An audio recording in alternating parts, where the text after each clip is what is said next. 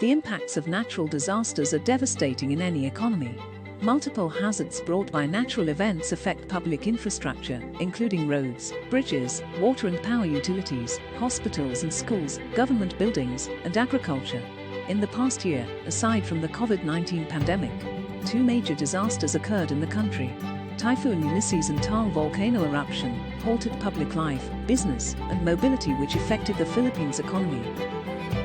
In addition to the effects of natural disaster to economy, natural disaster poses huge threat on the lives of many. It includes deaths, severe injuries, increased risk of communicable diseases, post-traumatic experience, and even depression. Although we could not prevent this from happening, we can limit the effects of this natural disaster, which is where the disaster risk reduction management comes into the play.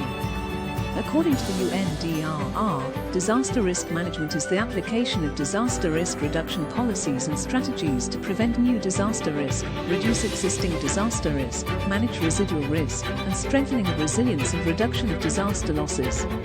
When properly implemented, the disaster risk reduction management can lessen the impact of a catastrophic event. It can also incorporate the policies and emergency responses needed for a full expedited recovery.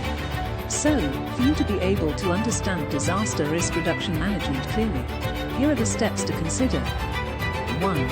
Prevention. 2. Mitigation. 3. Preparedness.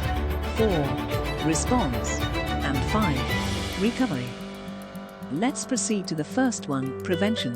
The best way to address a disaster is by being proactive. This means identifying potential hazards and devising safeguards to mitigate their impact. Although this stage in the cycle involves putting permanent measures into place that can help minimize disaster risk, it's important to acknowledge that disasters can't always be prevented. For example, planning and designing a city in a way that minimizes the risk of flooding with the use of locks, dams or channels to divert water away from populous areas. Next will be mitigation. It aims to minimize the loss of human life that would result from a disaster. Both structural and non-structural measures may be taken. In mitigation, a structural measure means changing the physical characteristics of a building or an environment to curb the effects of a disaster.